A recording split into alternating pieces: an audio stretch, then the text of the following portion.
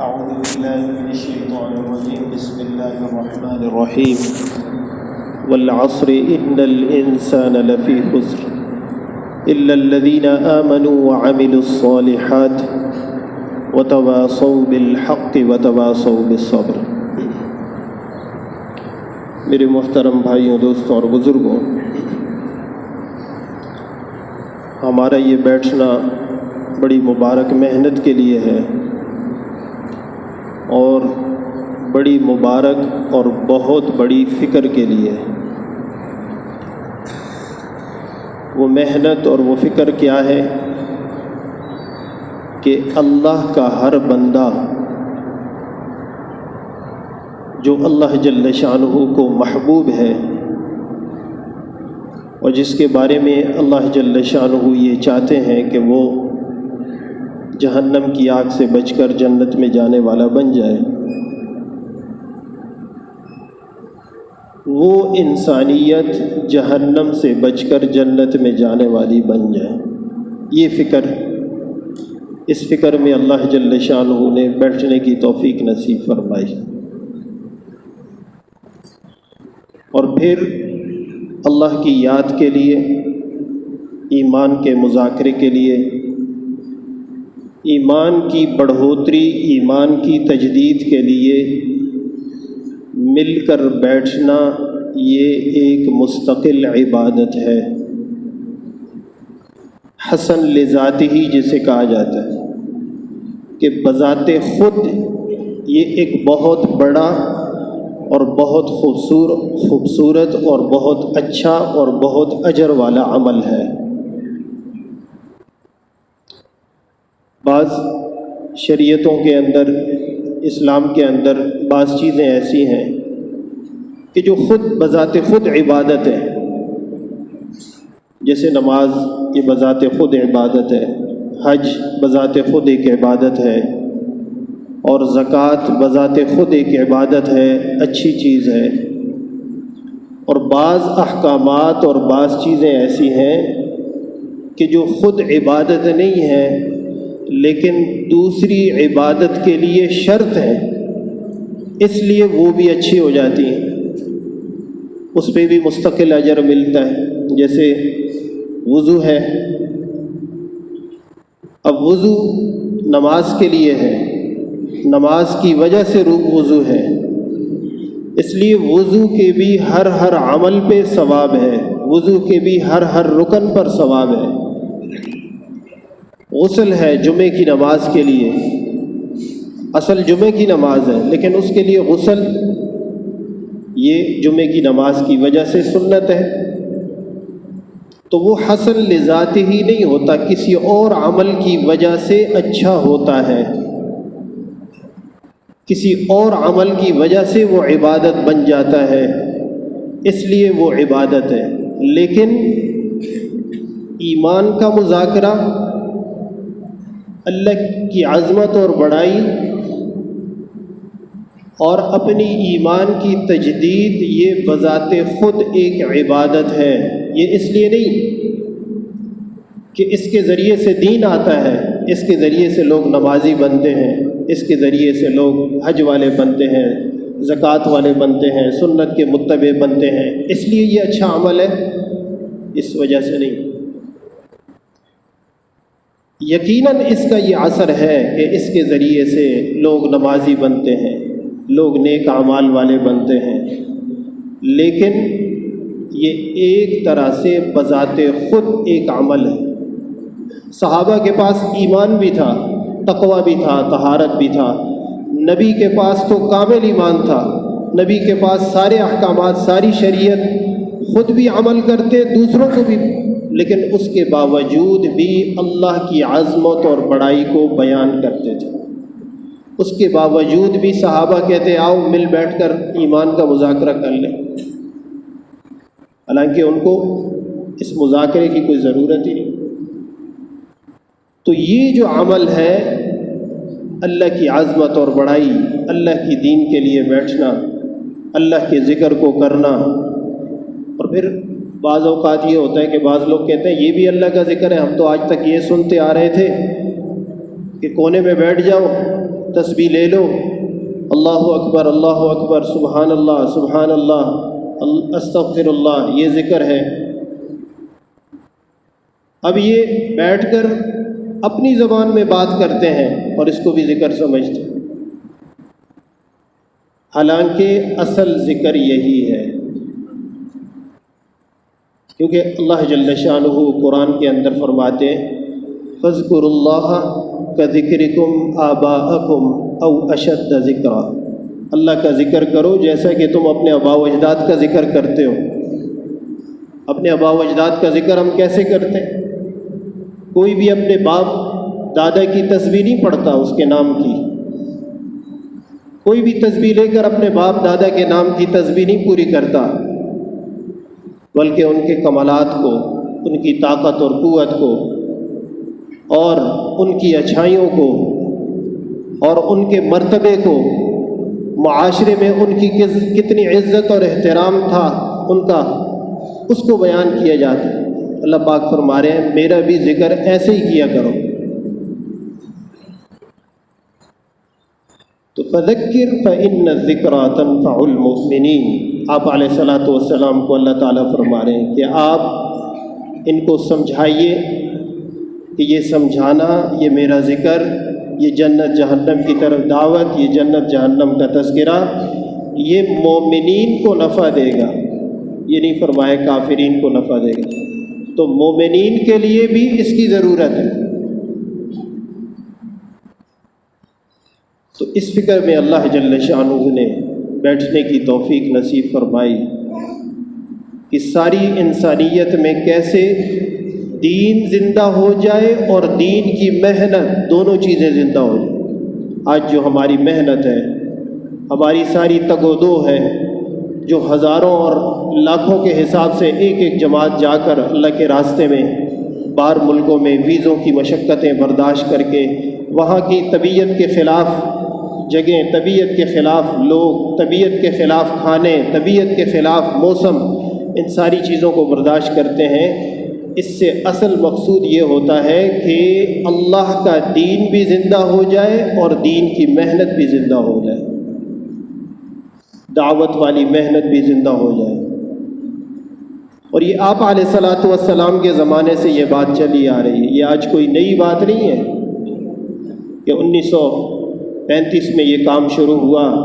तो ये 1935 से बनाया हुआ एक तरीक़ा है, 1935 से बनाई हुई एक जमात है नहीं, बल्कि मुस्तकिल तौर पर इस काम को अपना काम बनाने के लिए जो कुछ लोग मिलकर, जिनको ये फ़िक्र लगी, वो 1935 से शुरू हुई। इससे पहले जुज़वी तौर पर सहाबा, ताबईन, तबा ताबईन के बाद जुज़वी तौर पर हर आदमी जो ये समझता था कि ये मेरी ज़िम्मेदारी है, वो जुज़वी तौर पर मेहनत करता था।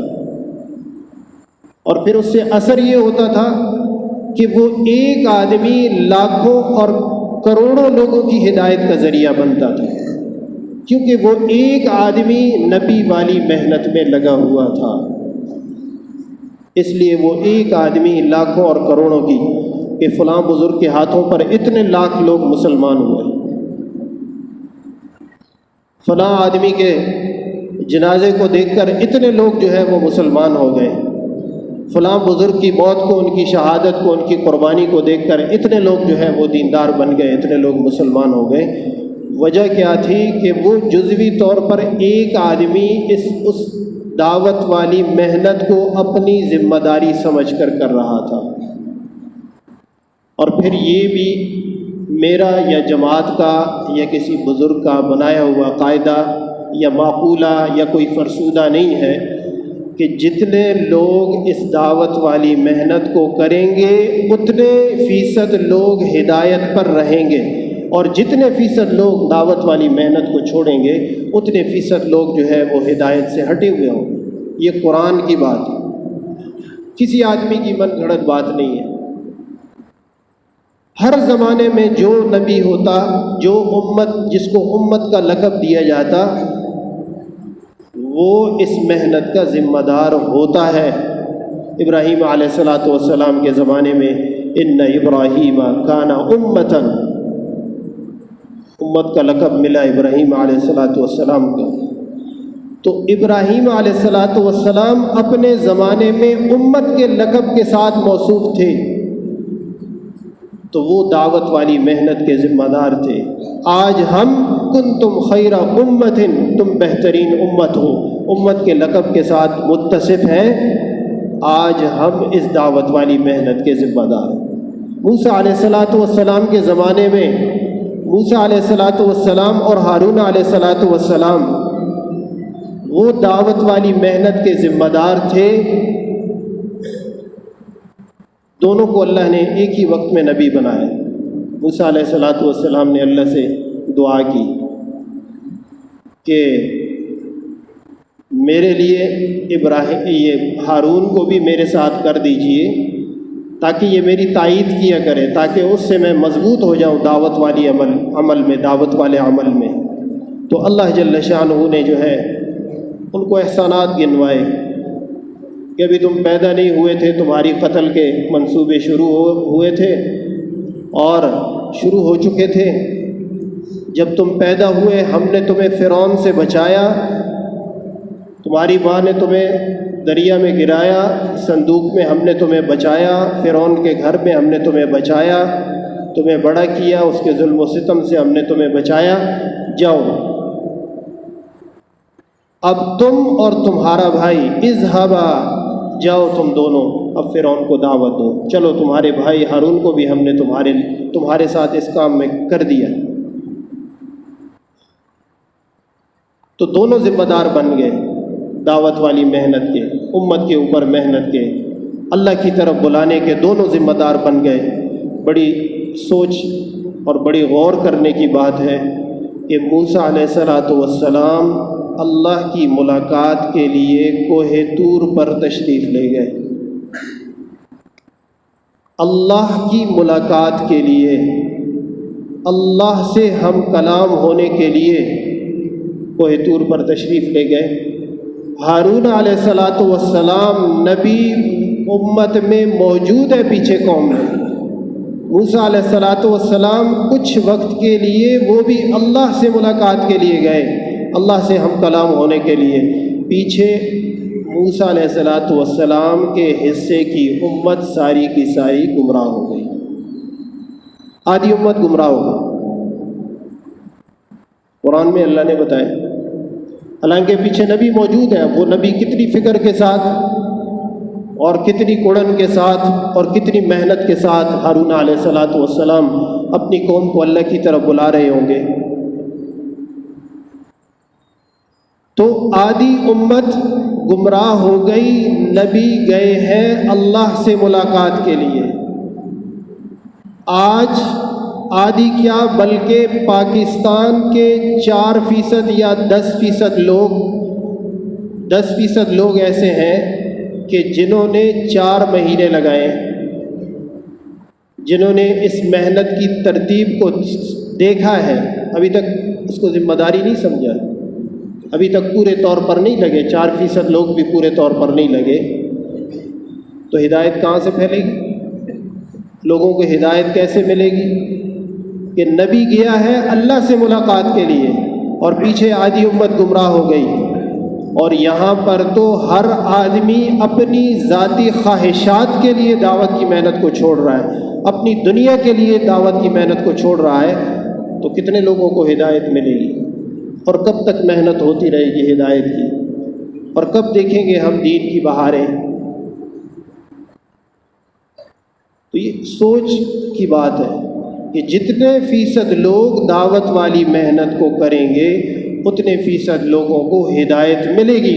और जब तक कोई कौम अल्लाह की तरफ बुलाती रहती है, हिदायत वाली मेहनत करती रहती है, अल्लाह जल्ल शानुहु उनको अज़ाब से महफूज रखते हैं। हम ये समझते हैं हमारे गुनाहों की वजह से हमारे ऊपर अज़ाब आया, हमारे गुनाहों की वजह से हमारे ऊपर अज़ाब आया। हो सकता है जुज़वी तौर पर ऐसे हो, क्योंकि बाज़ हदीस के अंदर ऐसा भी है, कुरान की आयत के अंदर ऐसा भी है, ज़हरल फ़सादु फ़िल बर्रि वल बहरि बिमा कसबत अयदिन नास, कि खुश्की और तरी के अंदर جو فساد آتا ہے وہ انسان کے اپنے ہاتھوں کی کمائی ہے. جو بگاڑ آتا ہے ماحول کے اندر، ملک کے اندر، علاقے میں، بازار میں، تجارت میں، زندگی کے ہر شعبے میں جو بگاڑ آتا ہے وہ انسان کے اپنے ہاتھوں کی کمائی، اپنے ہاتھوں کی وجہ سے، اپنے کرتوتوں کی وجہ سے. لیکن اللہ پاک قرآن میں دوسری جگہ فرما رہے ہیں وَمَا كَانَ رَبُّكَ لِيُهْلِكَ الْقُرَىٰ بِظُلْمٍ. اللہ پاک تیرا رب کسی قوم کو گناہوں کی وجہ سے ہلاک نہیں کرتے. وَمَا كَانَ رَبُّكَ لِيُهْلِكَ الْقُرَىٰ بِظُلْمٍ. اللہ پاک کسی قوم کو ان کے گناہوں کی وجہ سے ہلاک نہیں کرتے جب تک وَأَهْلُهَا مُصْلِحُونَ، اس قوم میں لوگ ایک دوسرے کی اصلاح چاہتے ہوں، ایک دوسرے کی اصلاح کی فکر کر رہے ہیں.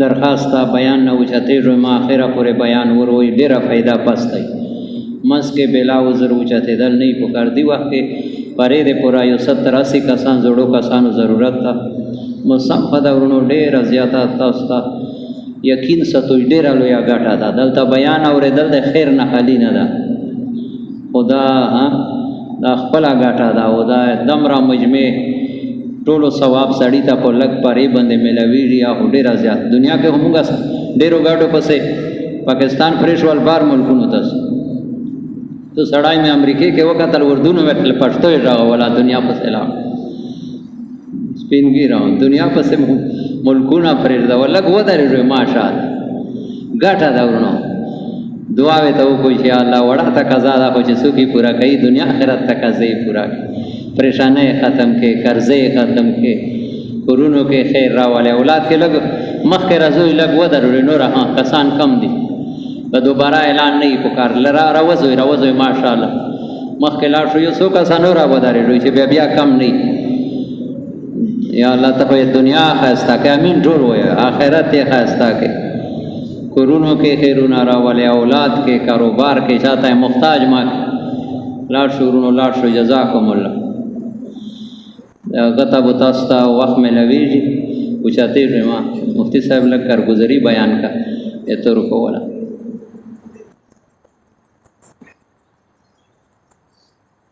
تو اللہ پاک قرآن میں فرماتے ہیں وَمَا كَانَ رَبُّكَ لِيُهْلِكَ الْقُرَىٰ بِظُلْمٍ وَأَهْلُهَا مُصْلِحُونَ کہ جب تک کسی بستی والے لوگ آپس میں ایک دوسرے کی اصلاح چاہ رہے ہوں، ہدایت کی محنت ہو رہی ہو، ہدایت کی امید لگی رہتی ہے، جب تک ہدایت کی محنت ہوتی رہے ہدایت ملنے کی امید لگی رہتی ہے. اس لیے اللہ پاک کسی بستی کو، کسی قوم کو ان کے گناہوں کی وجہ سے ہلاک نہیں کرتے.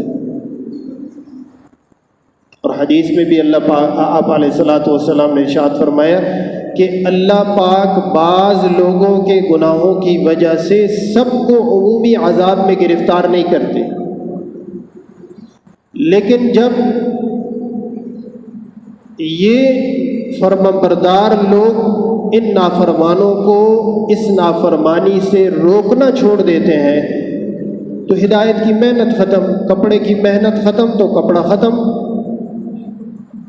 اب ہر آدمی کپڑا پہن رہا ہے لیکن فیکٹریوں میں کپڑے بننے کی محنت ختم ہو جائے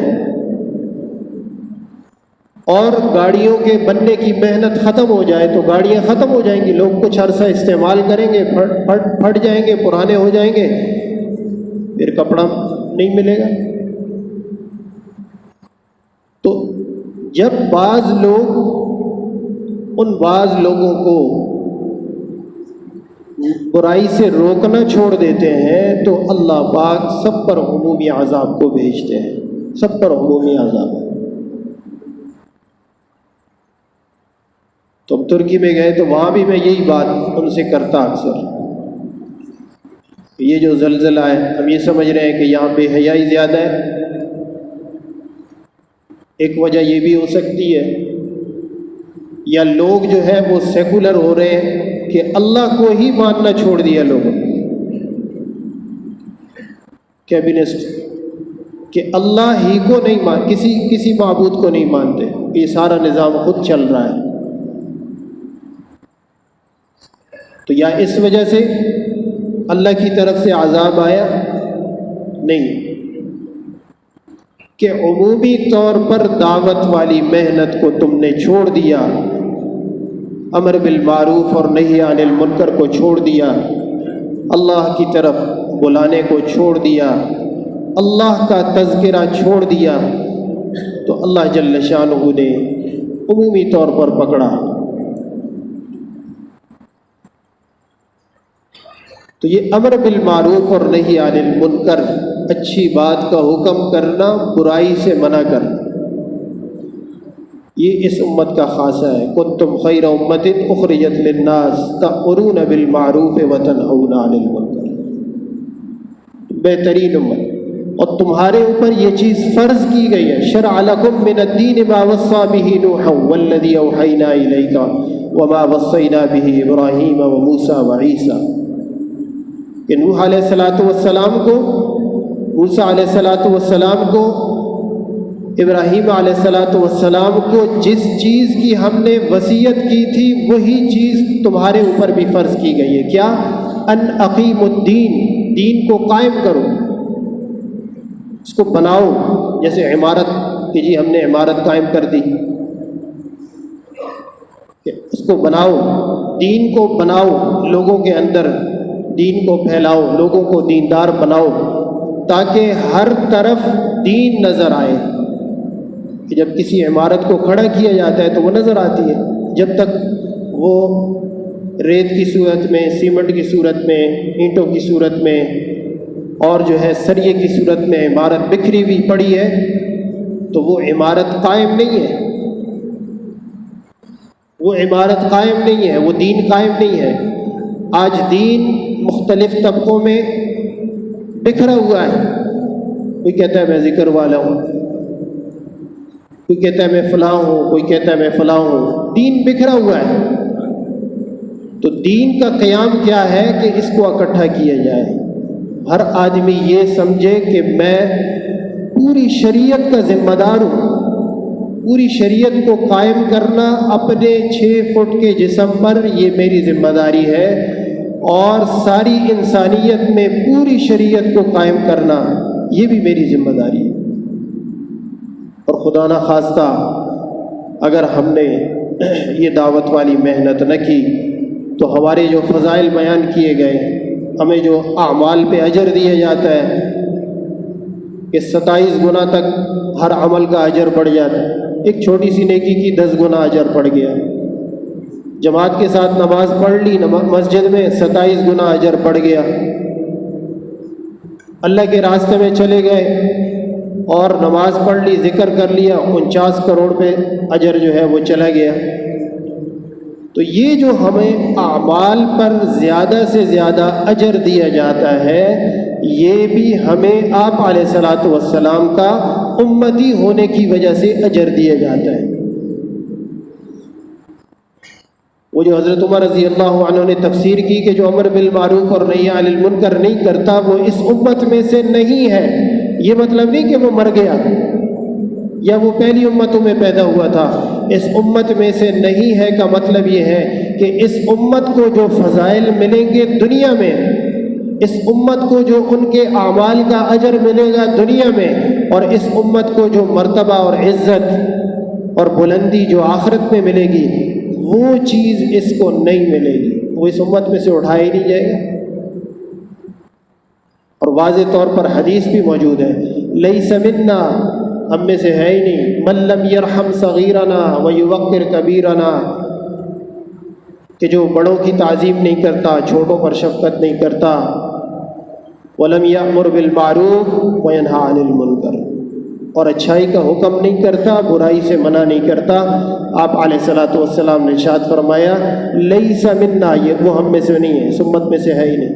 ھذا حدیث حسن، یہ نہیں کہ غریب ہے، من گھڑت ہے، حدیث بھی صحیح ہے کہ وہ اس امت میں سے ہے ہی نہیں، کہ جو امر بالمعروف اور نہی عن المنکر نہیں کرتا، چھوٹوں پر شفقت نہیں، بڑوں کی عزت نہیں۔ تو آج ضرورت ہے ساری انسانیت یہاں جو ہمارے شہر میں مجمع نظر آ رہا ہے اور جو ہمارے علاقے میں جو لوگ محنت کرتے ہوئے نظر آ رہے ہیں، دوسرے علاقوں میں، دوسرے ملکوں میں یہ چیز نظر نہیں آئے گی۔ اور جتنے ہم فارغ ہیں اتنا دنیا میں کسی ملک میں لوگ فارغ نہیں ہیں۔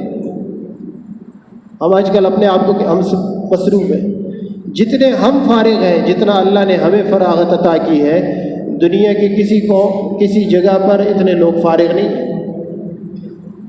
ترکی میں گئے، صبح سویرے لوگ، عورتیں ہیں کہ مرد ہیں، جوان سارے کے سارے، جوان سارے کے سارے، ہم صبح کی نماز کے لیے جا رہے ہیں اور وہ اپنے دنیا کے کاموں کے لیے جا رہے ہیں، صبح سویرے، اور شام کی نماز کے بعد گھروں کو لوٹ رہے ہیں۔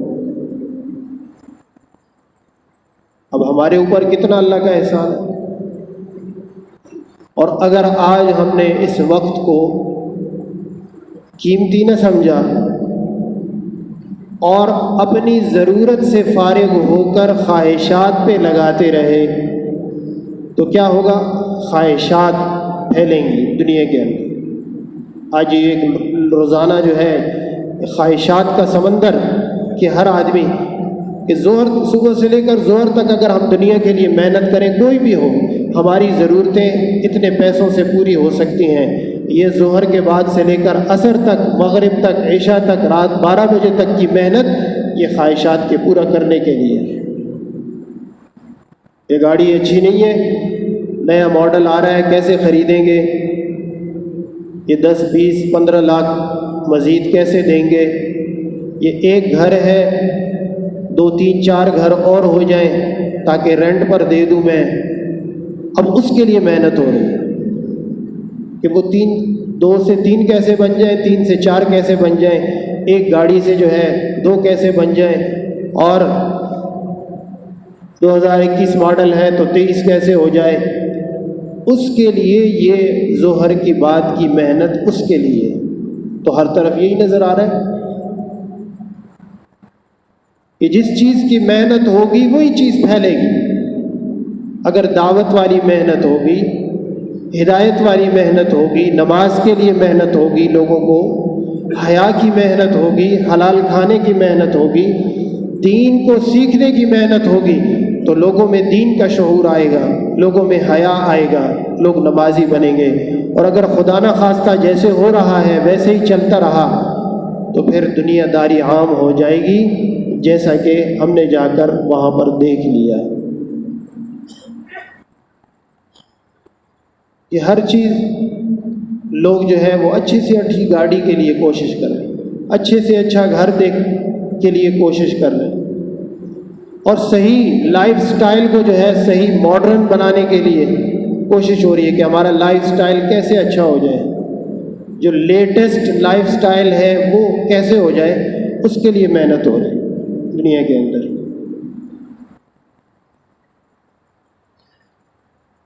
تو اگر خدا نہ خواستہ یہ محنت نہ کی تو گندگی خود بخود آتی ہے، گندگی کو لانے کے لیے محنت نہیں کرنی پڑتی۔ یہ مرکز، اس کی صفائی نہ ہو، ایک دن ایک ہفتہ صفائی نہ ہو، آپ اس کارپیٹ پر بیٹھ نہیں سکیں گے، اتنا گرد ہوگا۔ ساری جگہ بند کر دیں، ساری کھڑکیاں بند کر دیں، سارے دروازے بند کر دیں، 1 مہینے کے بعد، 2 مہینے، 15 دن کے بعد آئیں، ہر طرف گندگی نظر آئے گی، کسی بندے کو اندر نہ چھوڑیں۔ تو یہ گمراہی، یہ دنیا طلبی، یہ شہوات کی زندگی اور دنیا کی چاہتیں اور غلط طور طریقے، اس کو لانے کے لیے محنت نہیں کرنی پڑتی، بس صرف ہدایت کی محنت چھوڑ دو، باقی محنتیں شروع ہیں۔ آپ کہیں ماحول سے متاثر ہوں گے، کہیں پر اندر سے نفس جو ہے وہ وسوسے پیدا کرے گا، کہیں شیطان کے بچھائے ہوئے جالوں میں پھنس جائیں گے کہ اگر ہدایت کی محنت نہ ہوئی تو گمراہی خود بخود پھیلے گی۔ گمراہی کو پھیلانے کے لیے محنت کی ضرورت نہیں ہے۔ ہم کہتے ہیں نا کہ جتنی کافروں نے دیکھو کیسی محنت کی، ہر آدمی کے ہاتھ میں موبائل ہے، یہ تو ہم چاہتے ہیں، ہر آدمی چاہتا ہے، انہوں نے تو محنت نہیں کی، یہ تو ہر آدمی کی خواہش ہے کہ جی ایسے بے حیائی ہو گئی، بازاروں میں ایسے بے حیائی پھیل گئی، اور دوسری چیزوں میں جو ہے ہر جگہ پہ بے حیائی اور بے دینی عام ہو گئی کہ دیکھو جی غیروں نے کیسی محنت کی.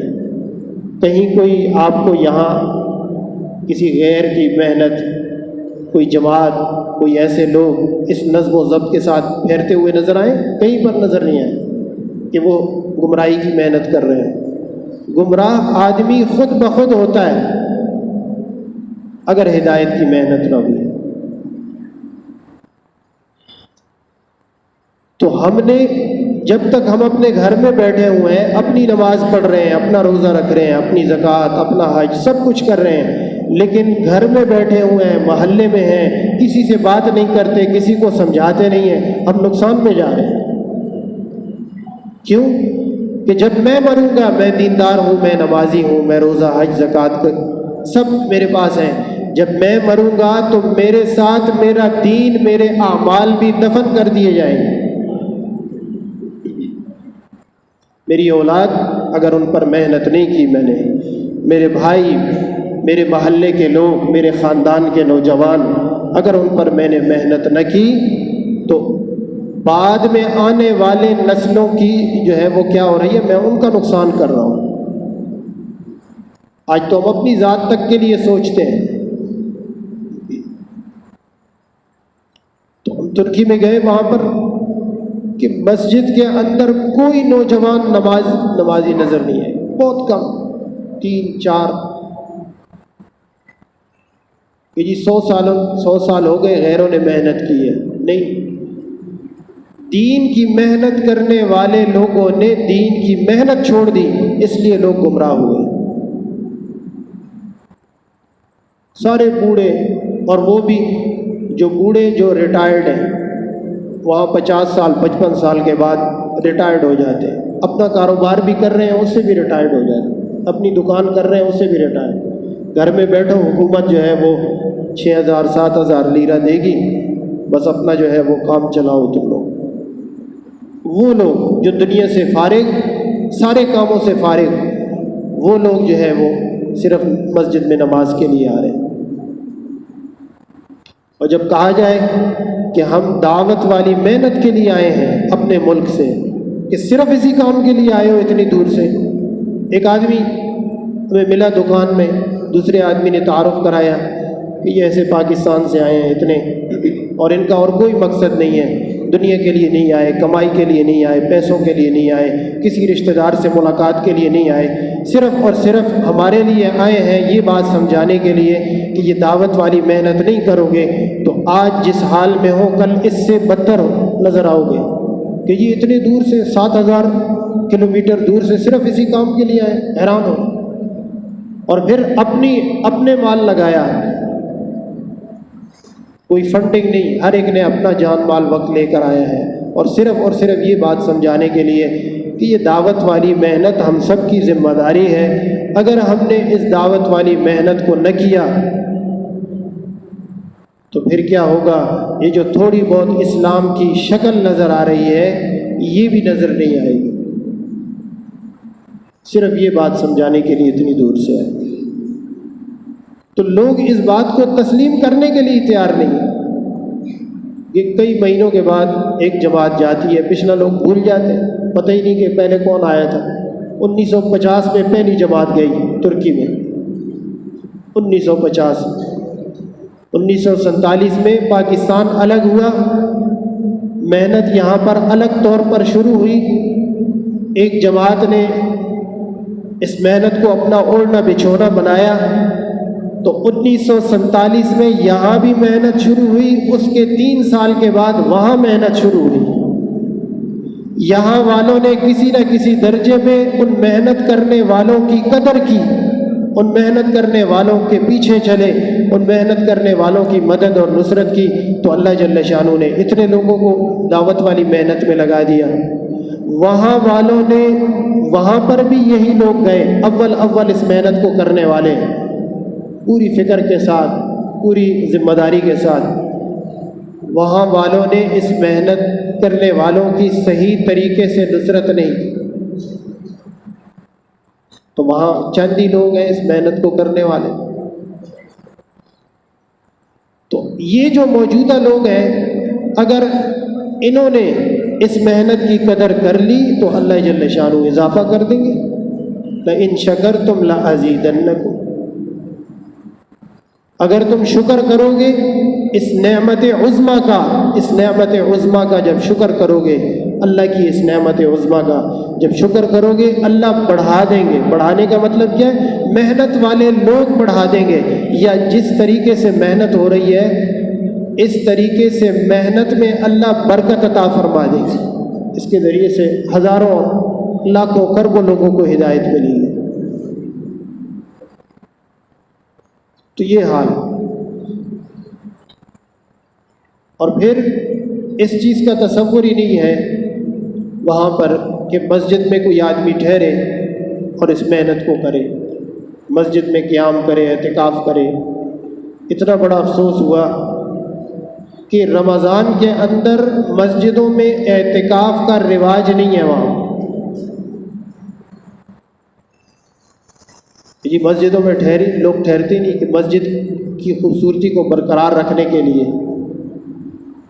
مسجد کی خوبصورتی کو، مسجد کی صفائی کو برقرار رکھنے کے لیے مسجد کے اندر اعتکاف نہیں کر سکتے، ٹھہر نہیں سکتے.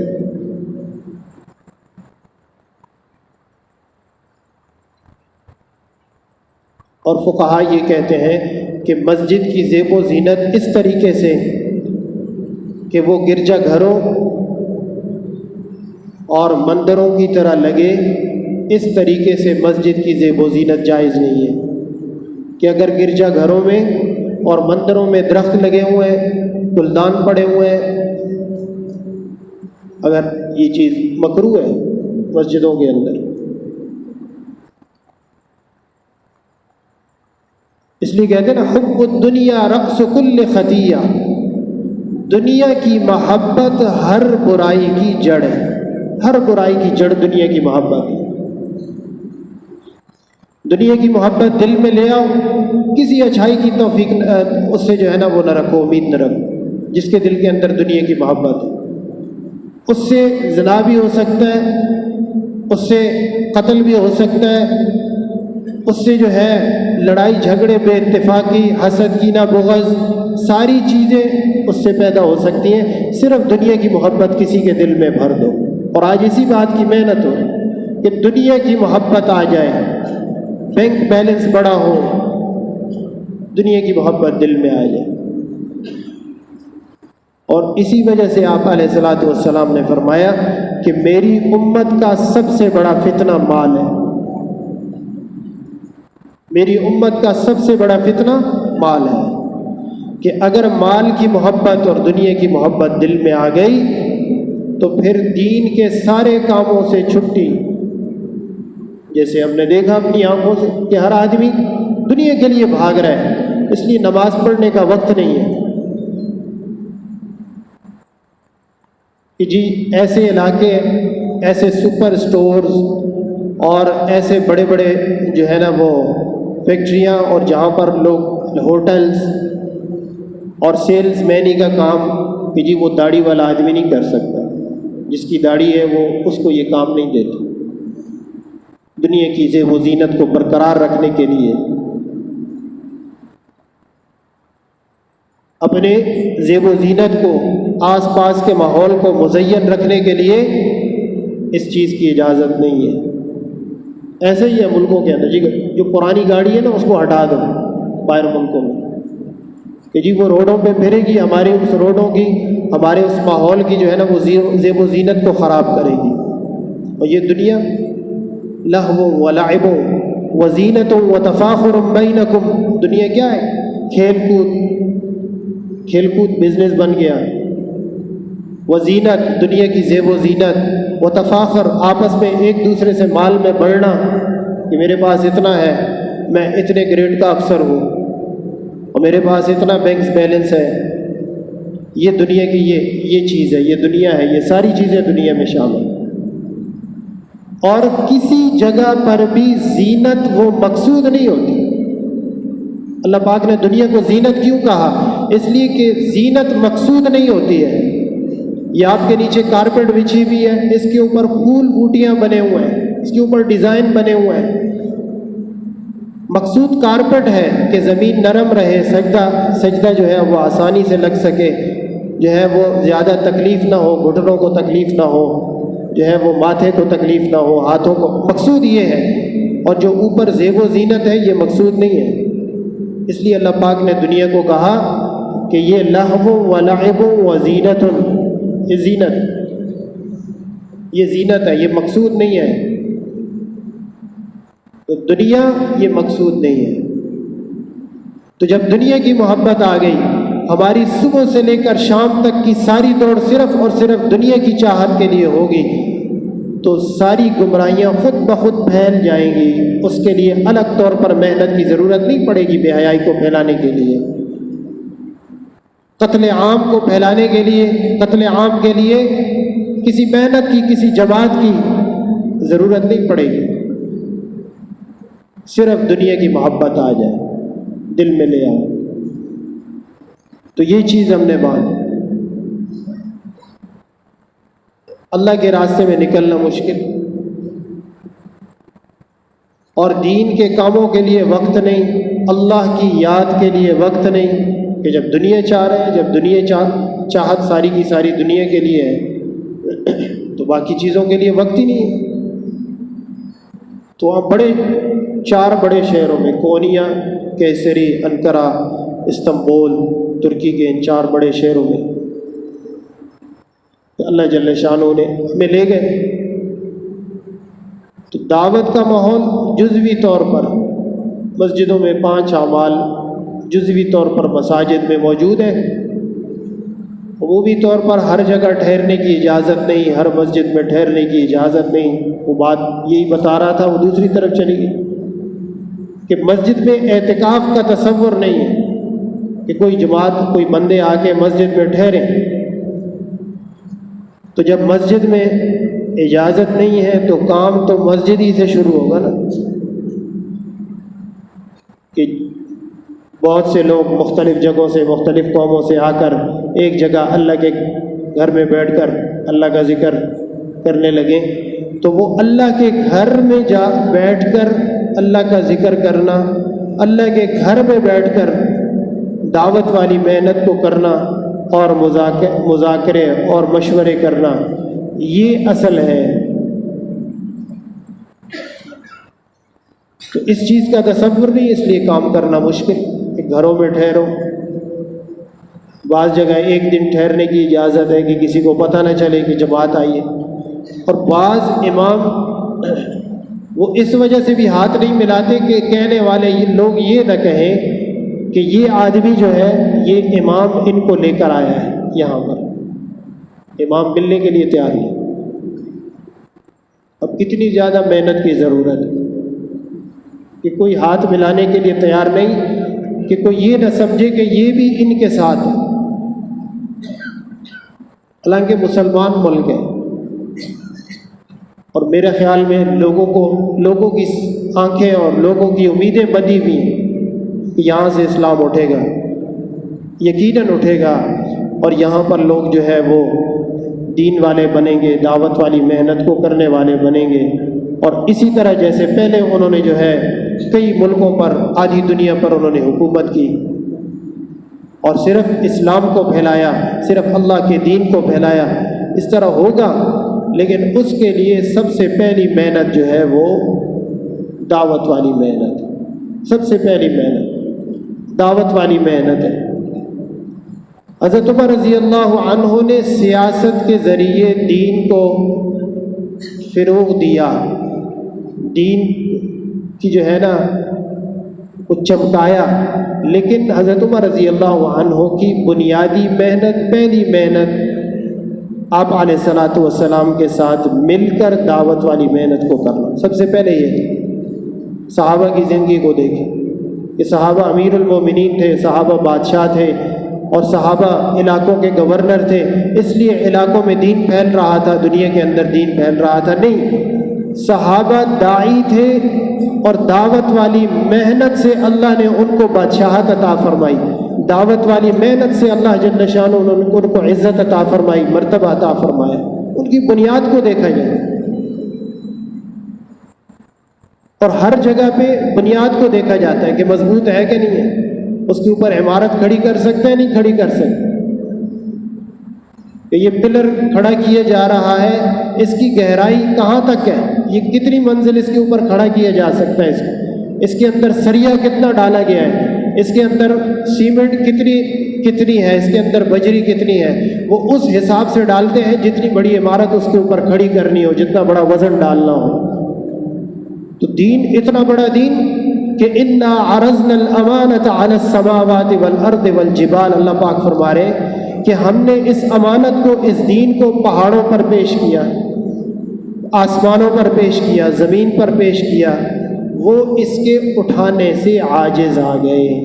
اتنا بڑا دین، اس کے لیے کتنی بڑی بنیاد کی ضرورت ہے، اس کے لیے کتنے بڑے ایمان کی ضرورت ہے کہ اتنے بڑے دین کو اٹھانے والا وہ بندہ بن جائے۔ انا عرضنا الامانۃ علی السماوات والارض والجبال فابین ان یحملنها واشفقن منها وحملها الانسان، انہوں نے اس کے اٹھانے سے عاجز آ گئے، انسان نے اس کو اٹھایا ہے۔ اور کس نے اٹھایا اس کو؟ آپ علیہ الصلاۃ والسلام نے۔ پھر آپ علیہ الصلاۃ والسلام کی محنت سے جو صحابہ کامل ایمان والے بنے، انہوں نے اس کو اٹھایا اور پھر ساری دنیا میں لے گئے، پھرے اور ساری دنیا میں لے گئے۔ تو جتنی مضبوط بنیاد ہوگی اتنی مضبوط اوپر دیوار قائم ہو سکتی۔ آج تھوڑی سی ہوا چلتی ہے کسی بھی فتنے کی، ہماری نمازیں بھی گئی، ہمارا دین بھی گیا، ہمارے حلال کاروبار بھی اس سے غائب ہو جاتے۔ تھوڑی سی ہوا چلتی ہے کسی فتنے کی، کیوں؟ اس لیے کہ عمارت کے نیچے جو بنیاد، جو ایمان کی بنیاد ہے، جو تقوی کی بنیاد ہے، وہ کمزور ہے۔ ہمارے ایمان کی جو عمارت ہے وہ ڈگمگا جاتی ہے کہ وہ کمزور ہے، ایمان کمزور ہے۔ ایمان بنانے کی محنت ہر امتی کی ضرورت ہے، حتیٰ کہ ہر نبی کی ضرورت تھی۔ ہر نبی ایمان کو بنانے کی ضرورت سمجھتا تھا، ہر نبی۔ ابراہیم علیہ الصلاۃ والسلام اللہ کے کتنے بڑے نبی ہیں، آگ کے اندر ڈال دیا گیا، اللہ پاک نے آگ کو حکم دیا کہ وہ ٹھنڈی ہو جا، گلے گلزار ہو جا، ٹھنڈی ہو جا۔ اتنی بڑی اللہ کی نشانی دکھائی۔